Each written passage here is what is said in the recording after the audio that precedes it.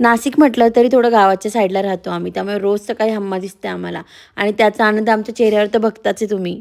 रोज सकाळची ती ड्युटी झाल्यानंतर दीदीसोबत असं चावम्याव खेळायचं असतं. मस्त घरात एकटंच बसून असं जेवायचं असतं आणि ते झाल्यानंतर अजून काय आहे ते मामीच्या मागे मागे लागून तेही खायचं असतं. घरात सगळ्यांना नॉनव्हेज, तर मला आणि वहिनीला मस्त कढीपोळी होती आज. आज कित्येक दिवसांनी मिहीर दादा आला नाशिकला आणि त्याला लांबून बघूनच सखीला लक्षात आलं. दादा दादा करत ती इतकी खुश झाली. शुभमाऊला पण आम्ही इतक्या दिवसांनी भेटलो, पण छान ओळखलं सुद्धा. मदर्स डे होता, गौरीचं ग्रीटिंग करणं चालू होतं. मी पण तिच्या मदतीला बसली आणि मी पण छोटासा प्रयत्न केला. कसा वाटतोय कमेंटमध्ये नक्की सांगा.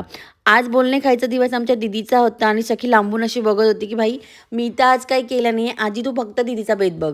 ते सगळं बघून झाल्यानंतर आजीने आम्हाला हाताची घडी आणि तोंडावर बोट शिकवलंय, पण तोंडावर नाही, पूर्ण चेहऱ्यावर बोट जातोय आमचा. यांच्या खेळात पूर्ण दिवस निघून जातो. रात्री 10:30 वाजले तरी ग्रीटिंगचा एवढा तमाशा सुरू होता. त्यात सखी सुद्धा दीदीला मदत करत होती आणि असा संपला दिवस.